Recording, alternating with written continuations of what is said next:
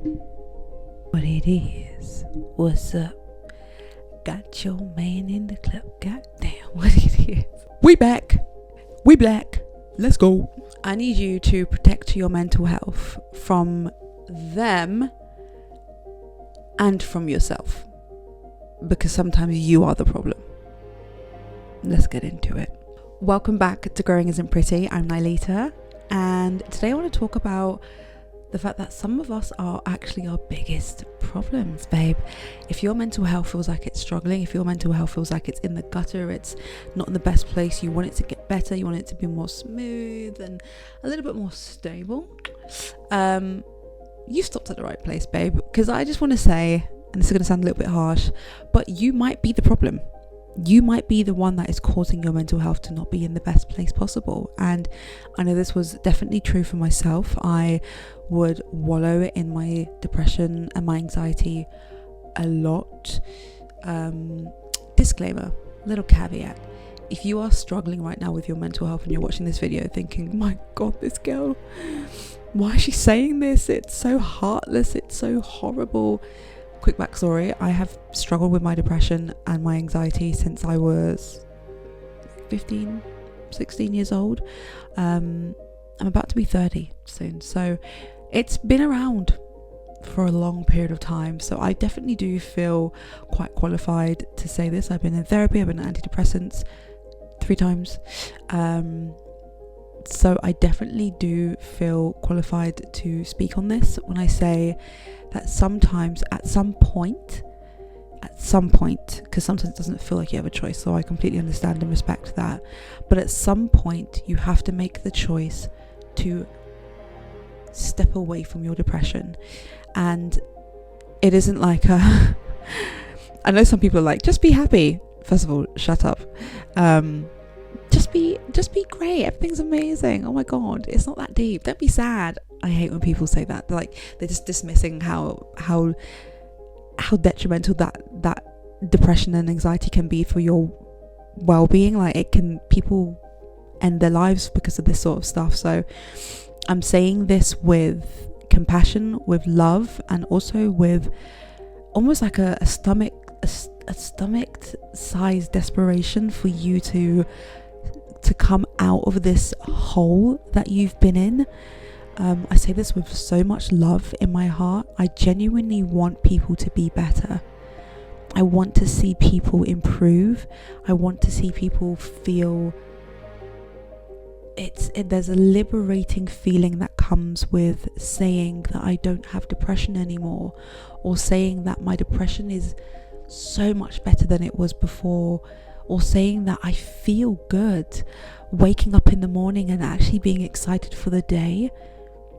That's a blessing. I think we will take that for granted, waking up and feeling like, wow, like God woke me up today. That is a blessing. So let's just talk about the ways that that really helped me to take a step away from my depression. I'm still working on this journey. I'm not perfect in the slightest, but I am definitely so much further along in my journey. I'm so much more aware, and I'm so much more at peace with where I am and excited for what's to come. Whereas before, it just almost felt like there was no peace, no joy, no fleeting happiness, no moments of gratitude, like none of the positive emotions that we would like most humans to operate and vibrate at. I just never experienced those. I faked a lot of happy moments with people because I didn't want to be the person that brings other people down. I wanted to, again, the empath in me, the people pleaser in me, wanted people to feel amazing, even if that meant that I felt like absolute shit. If I was dying on the inside, crying every night, sleeping until 6 p.m, skipping meals, I lost so much weight, just not eating, not drinking, not exercising or taking care of myself. I did so many things that are counterintuitive to someone who loves themselves, but now, today, I know so much more than I did back then, and I just can't help but want to bottle this up and hand it to you. So let's talk about it. The way you talk to yourself is so important. It's so important. I think a lot of us can definitely relate to this. Had the most degrading conversations with myself, and I speak quite freely about this on this channel as well, because obviously the point is to be open and honest with you guys and give you the raw truth. I used to speak to myself in the most degrading and disrespectful ways, that if someone external spoke to me like that, I would literally be like, are you effing okay? Like, do you know what I mean? Like the little bit of me that I suppressed, I'm like, don't do it, to give it to God, she would fully come out. Like, who the F are you talking to? So there are definitely times where you have to catch the way that you're speaking to yourself, the conversations that you're having with yourself. You have to catch those, babe. Like, honestly, you can't just be out here speaking to yourself anyhow, because what will happen is it's almost like, imagine you've got a best friend, and your best friend is the most rude, offensive person, and anytime you do one thing wrong, that person is on your ass. And then when shit hits the fan and you want to look for that person to ask for help, to say, do you know, can I do this? Do you think I've got this? Do you believe that I can do this thing? You won't even ask them, because you already know that they're going to basically cuss you out for even thinking that you would be able to do something like that. That is what you're doing to yourself when you speak disrespectfully to yourself. Before you even think about, can I get that job? Should I go for that new career? Should I move house, start this relationship? Should I do this thing, change this, the way that I eat?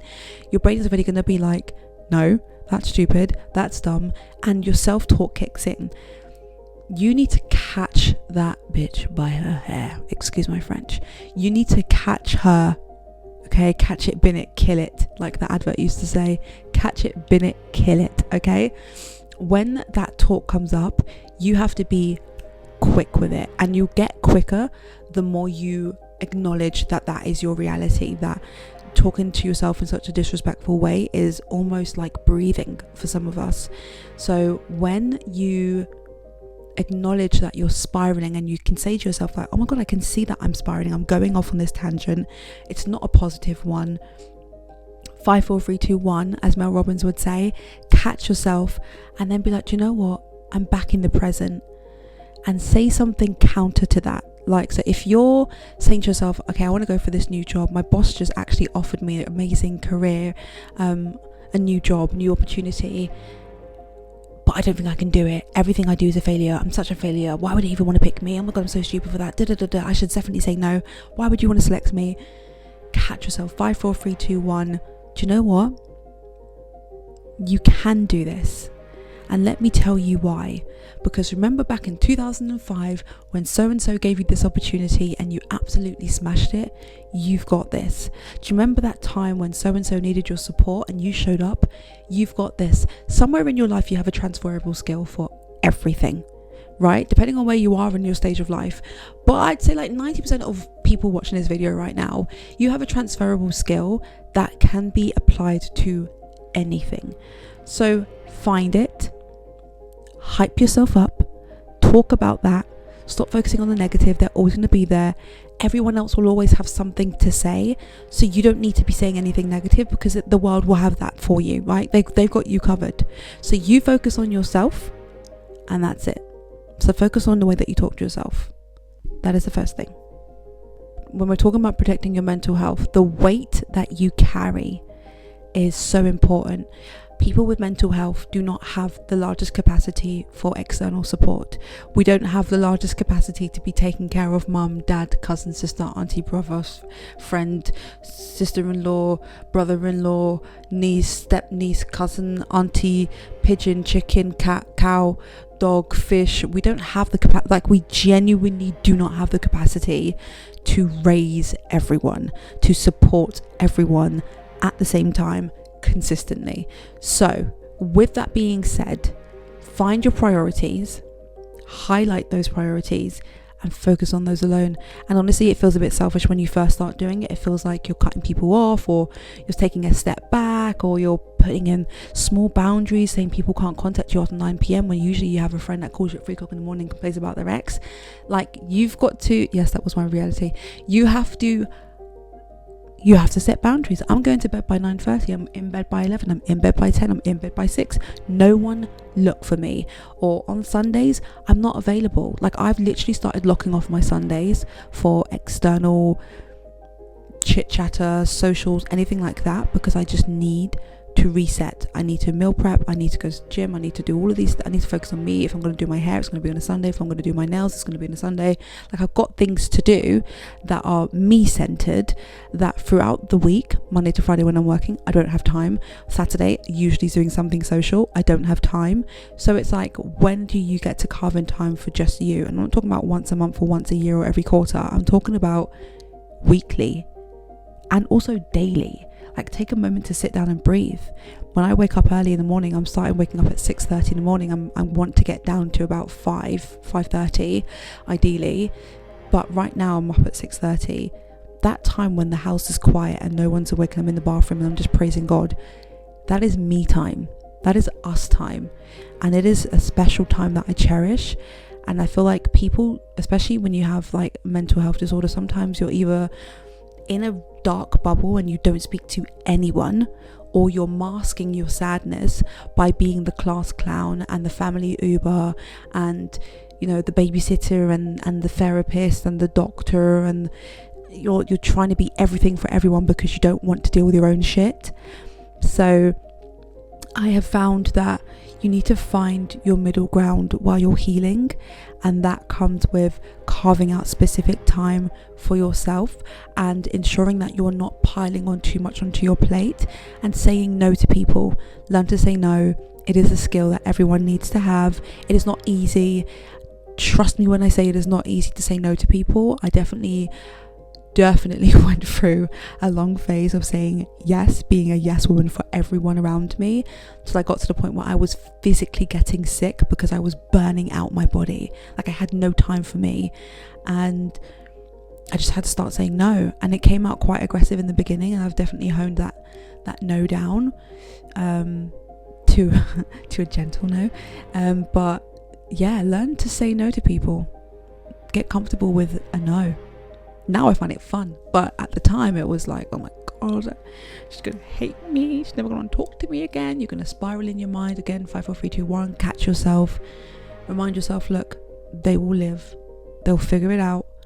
If I was in a whole nother country, how would they figure it out? They will figure it out. Okay, they'll ask someone else, they'll contact a company to help them, they'll figure it out. They'll Google it, they will figure it out.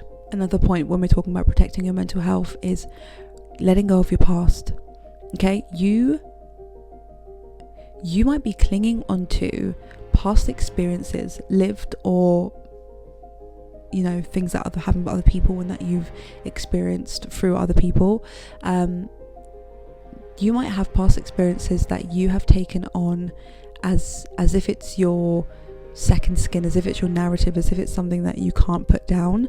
And I definitely know that for myself, I'm working through a lot of things that have happened in my past that have stopped me from wanting to chase after things, do things, become someone bigger and better and bolder. And a lot of like skills that God's given me and gifts that God's given me, I'm almost like, no, it's not a thing, because I'm scared that someone from my past is going to be like, she's a fraud. But I'm like, you knew me when I was 15. I'm not the same at 30. You knew me when I was 10. I won't be the same at 40. So, you know, it's just like finding a way to accept that you are just not the same person from your past. You are not ever going to be the same person from your past, because past experiences were you at that present moment in time, and you 15 minutes, 20 minutes, 2 years, 5 years, 10 years from now, you're not the same person. Literally, you're like older, wiser, different. So if you're doing the same shit, that's different. But if you've changed, you've grown, you've evolved, let it go. let it go. So just know that the guilt that you hold for yourself, the way that you talk to yourself, the standards that you keep for yourself, they are all impacting your mental health. And sometimes we always think it's that person, or it's the person over there, or it's the family member, the auntie, the cousin, the parents, it's the teacher at school, it's the boss at work, it's the colleagues, it's this person. We always think that our mental health is only being impacted by somebody external, but at some point we have to acknowledge that our mental health is actually being impacted by the way that we deal and handle with our lives ourselves, and the way that we speak to ourselves. So it's more and it's deeper than the surface level, which is other people, right? Have you seen that picture of like the iceberg, and it's just above the water, it's like a little tiny peak, but underneath it's a huge mountain. You are the huge mountain.